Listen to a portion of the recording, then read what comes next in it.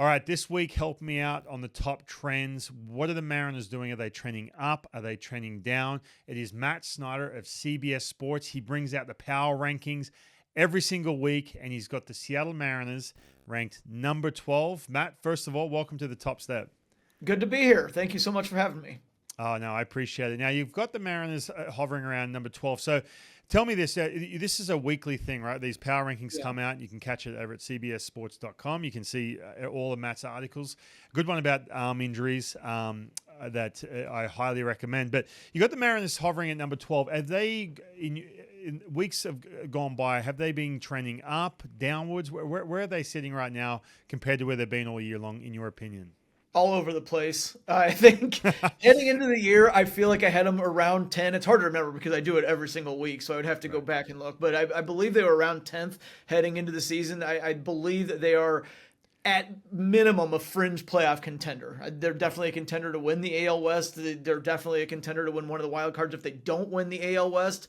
So I think they're going to be in that playoff mix all year. I believe, like I said, I had them around 10 heading into the year. Then they kind of a slow start, dropped down. I think maybe as low as 17, 18-ish. Yeah. Then they came back up to 10, dropped them below the Twins after the Twins won that series. But, I mean, the Twins are beating everybody right now. So they're still right there. I mean, we are at the point where we have 12 playoff teams now. So if you're sitting at 12, I'm saying that you're a playoff caliber ball club. So, yeah, things fluctuate a lot more in the early going, because when I have to do these every single week. Right. And it's hard to get a read sometimes on teams where – they're playing different levels of competition. For example, when the Twins got really hot, we had to talk about, well, yeah, the Twins have won 10 in a row, but 7 of those are against the White Sox. The other 3 are against the Angels.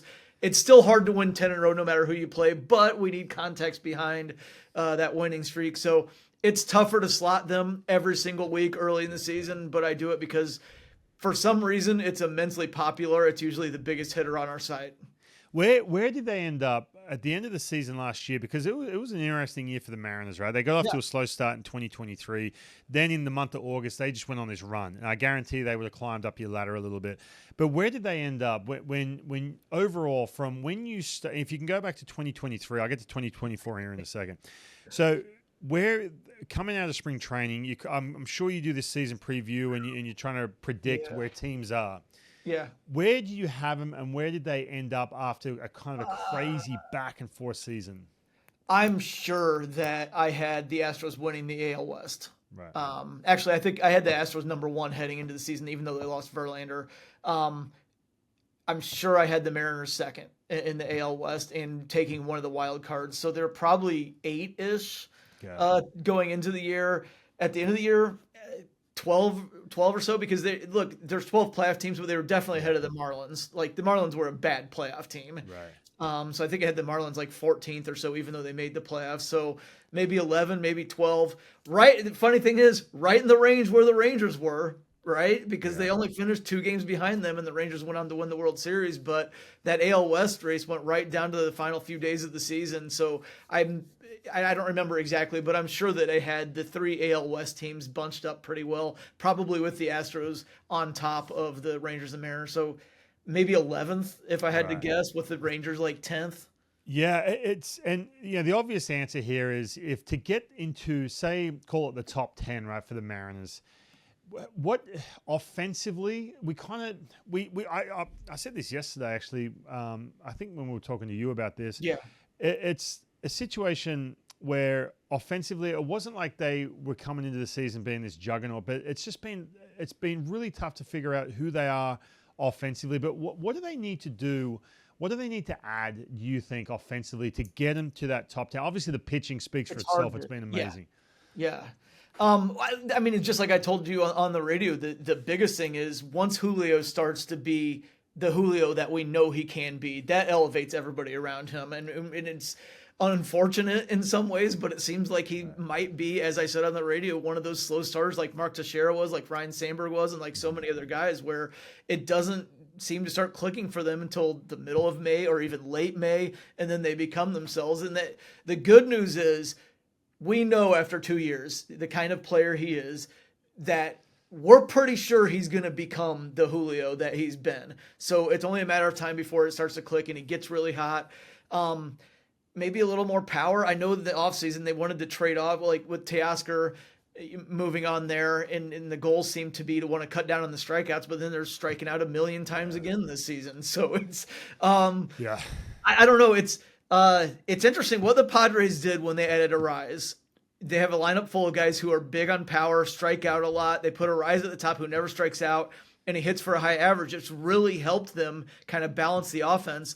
There's no other Arise on the market right now, but maybe they could use somebody at the top of the order who is more like, I mean, not to this extent, but as in Seattle would be very familiar with an Ichiro type where not necessarily the power there, but you get an average guy. The average guys seem less prone to big slumps to me.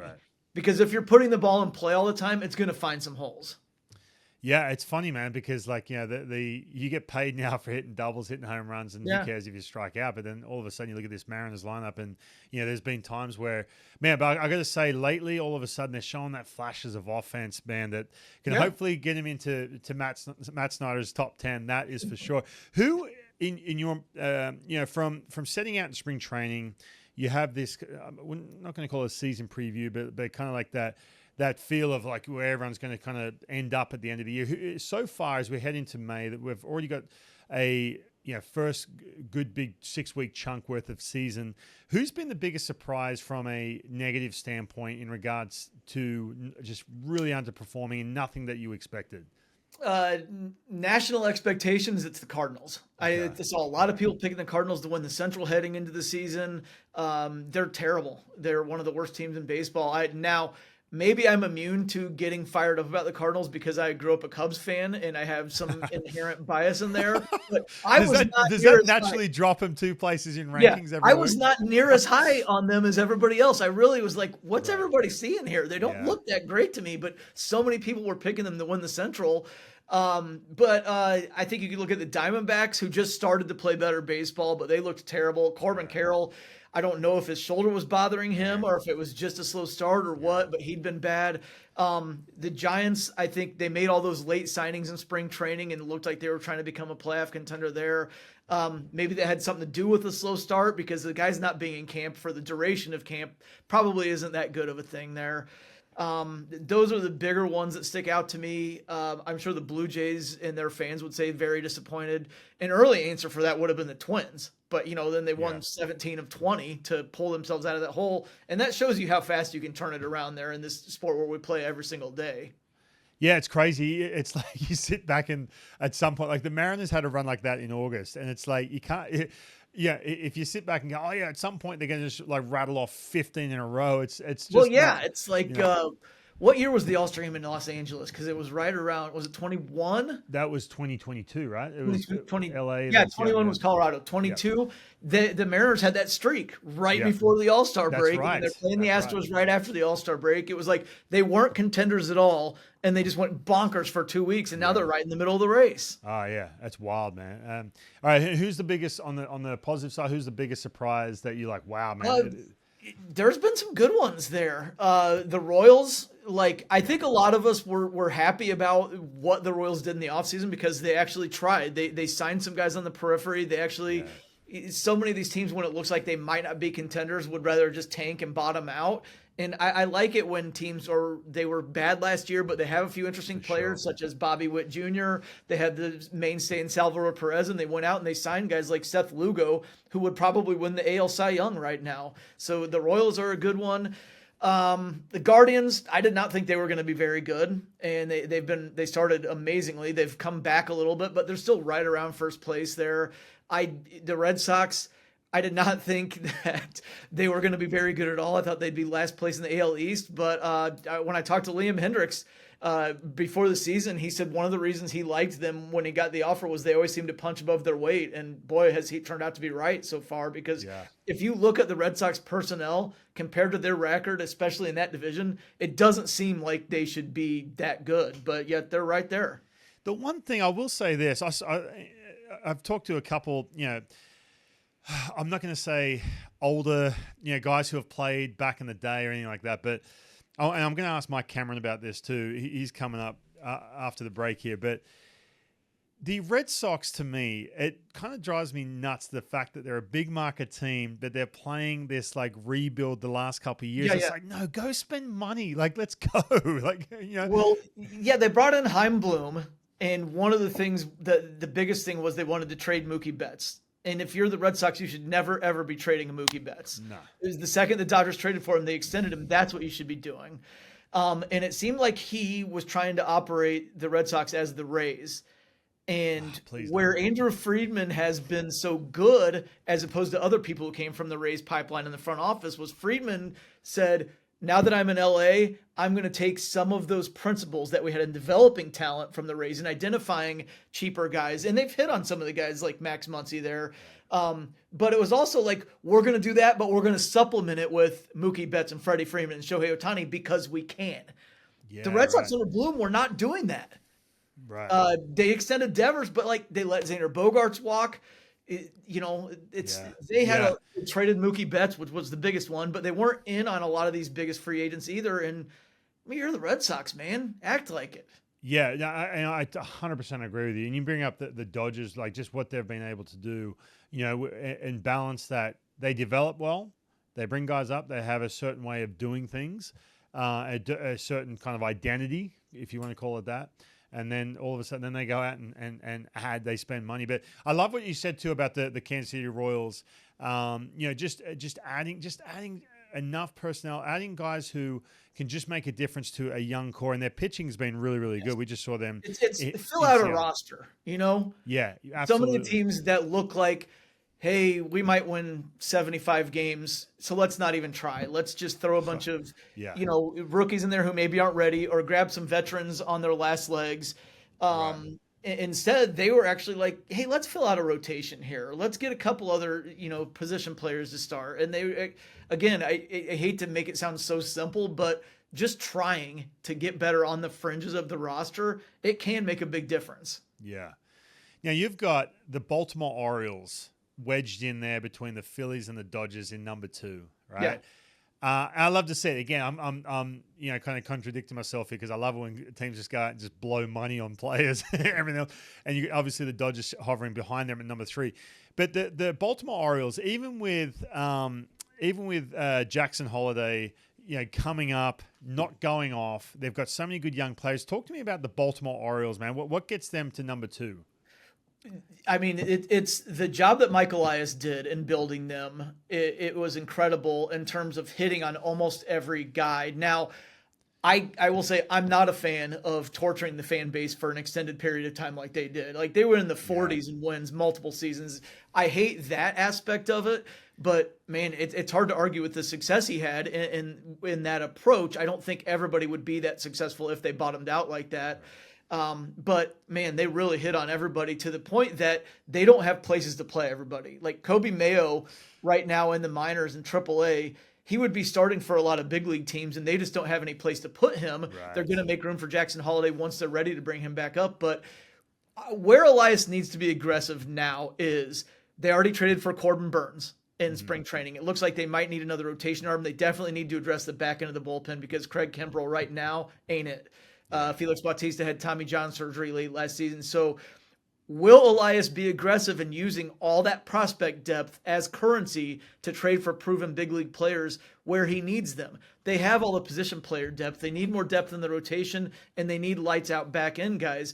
Is he aggressive enough to get, say, Mason Miller at the back end of that bullpen? All of a sudden, they're World Series favorites. It'll be interesting to see. Yeah. And the other thing that it's interesting about, since you mentioned that they were second in the power rankings, is heading into the year, my feeling was Dodgers Braves might be 1-2 all year.